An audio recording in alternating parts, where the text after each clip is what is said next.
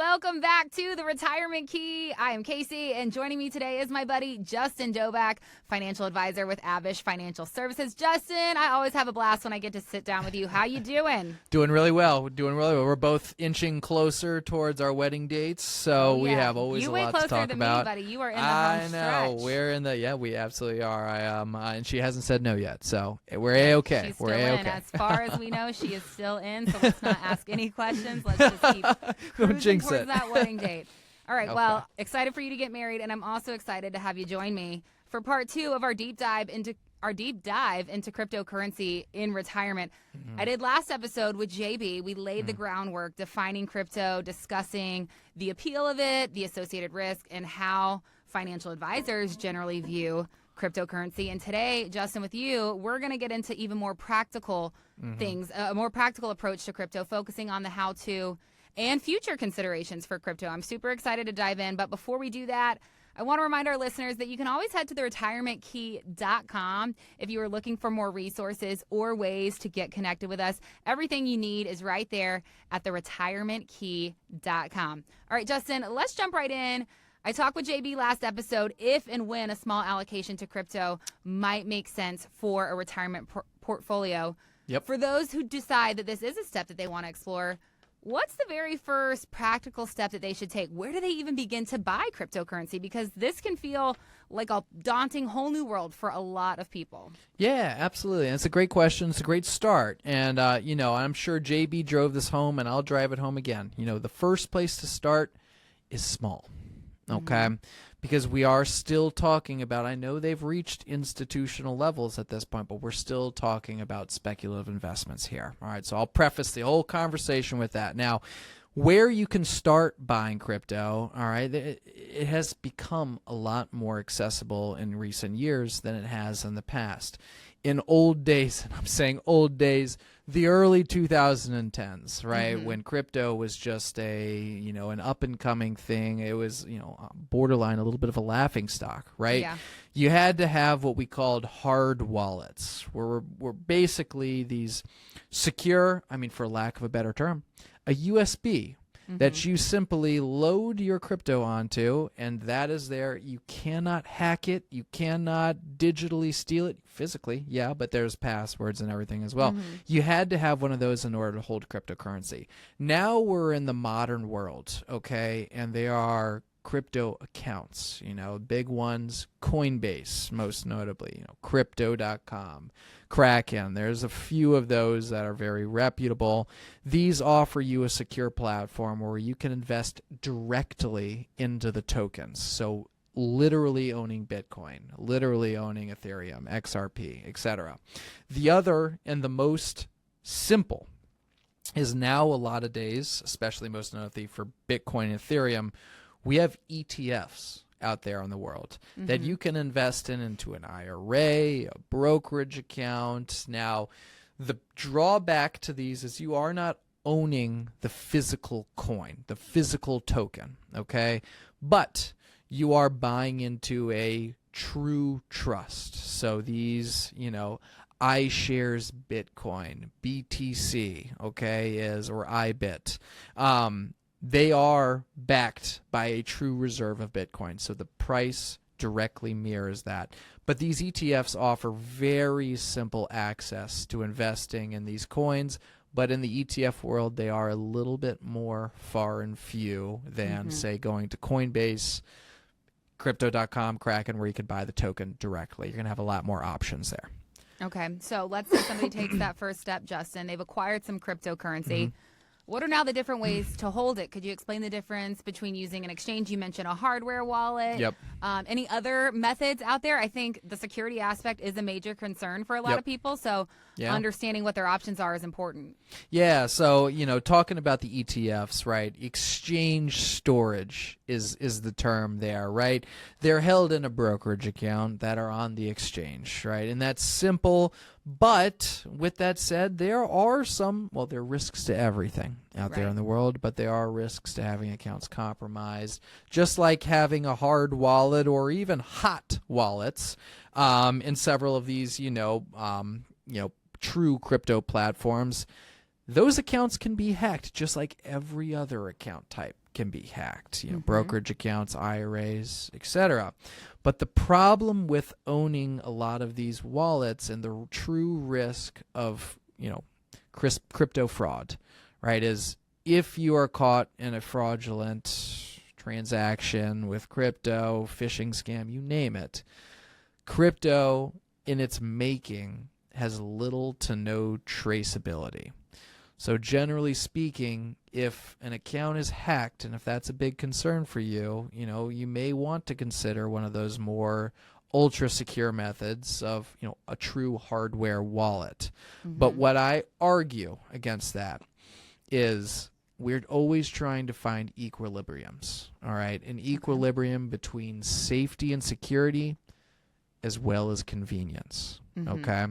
That's why finding that comfort level for you, if it is only investing in, crypto ETFs, if it is owning a, Coinbase account and you have physical tokens on there, if it is a true hardware wallet where you are literally placing your coins onto, say, a hard drive, disconnected from access, from scams, etc., you need to find that out for yourself. And if that is a question that you have, schedule an appointment with us. We're happy to talk about it. We talk about it every single day. But I hope that gives a little context onto how you can own and hold cryptocurrencies. Yeah, I mean, it sounds like there are definitely choices to be made based on your comfort level and maybe your tech savviness even. Yep. Yeah, big time.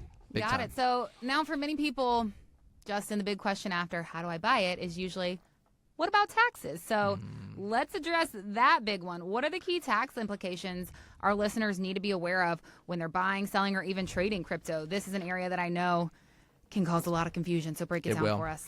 So a lot of folks, I'm going to say it again, the early days of crypto is they were under the impression, hey, as long as the dollars don't leave the account, I don't get taxed. That is wrong.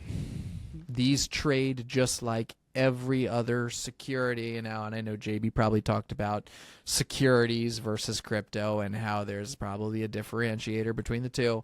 But the bottom line is, upon buy or especially upon sale, it is a taxable event. If you buy something, it appreciates, you sell it, that is capital gains. Okay. Now, a lot of platforms are developing this because these rules are relatively new. Well, at least truly cemented, being relatively new.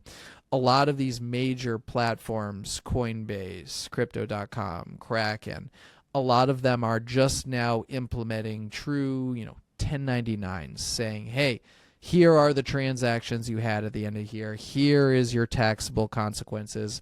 Dear Lord, please put this and file this on your taxes come April 15th. All right.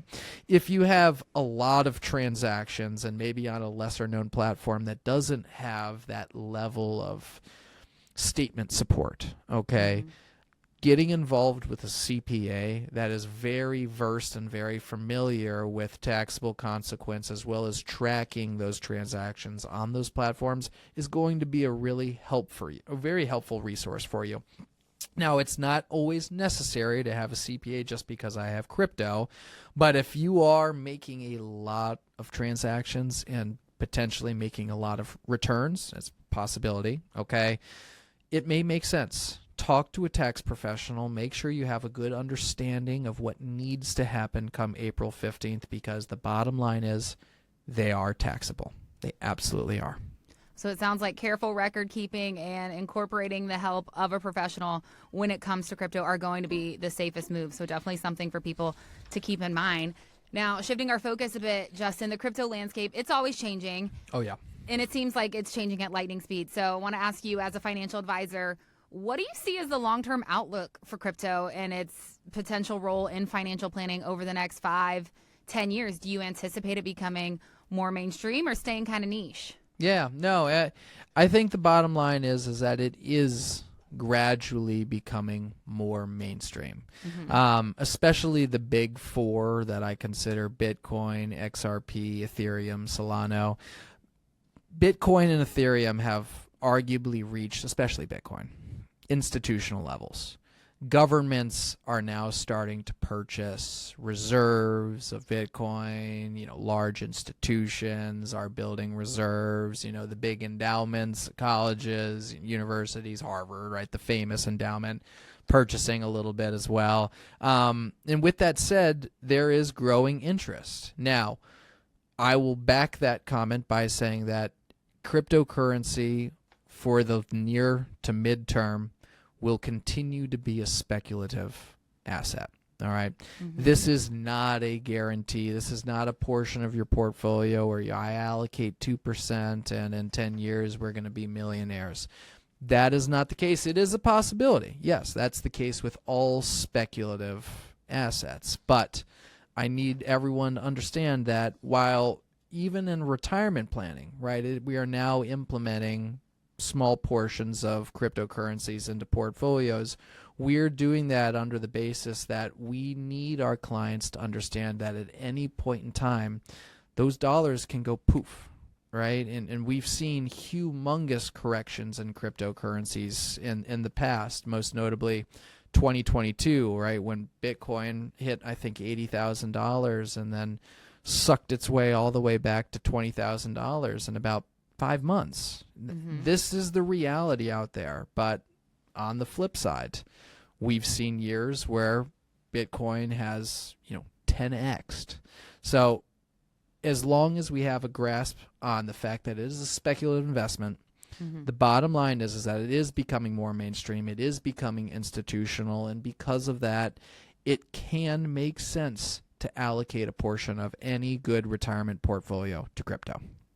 Got it. All right, Justin, we have covered a lot over these 2 episodes, from the basics to practical steps to future outlooks. So to wrap things up, what would you say is the most important piece of advice for a retiree or a near retiree who is curious about crypto? What's the most important takeaway from our conversation that you want to leave our listeners with? Follow your curiosity, right? If you're asking questions about it, there's probably a good reason you are. It may or may not make sense to allocate a portion of your portfolio to cryptocurrencies, but have a conversation with a professional.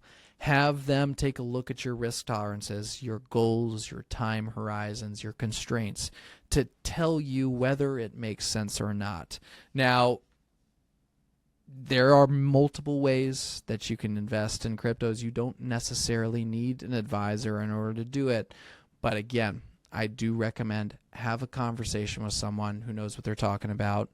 If that's us, we're more than happy to do so. We do that on a daily basis. But that's it. Have your curiosity, but also carry that same level of caution, because we are talking about speculative investments here. Yep. Absolutely. Thank you so much for breaking this down for us, Justin. Let's say somebody does want to sit down and schedule some time to have a conversation with you. What should they do if they want to do that? How can they get in touch with you guys? Log on to theretirementkey.com. You'll find a link to schedule an appointment with us. Sit down, have that complimentary meeting, see if crypto makes sense, see if it doesn't. We'll answer your questions either way. Again, that is the retirementkey.com, and it has got all the resources that you need to get connected with Justin and the entire Abish Financial team. Thank you so much again, Justin, and thank you for joining us for our 2-part series on crypto and retirement. We'll be back again next time with more great insight from the team at Abish Financial Services. But until then, take care, and we'll see you soon.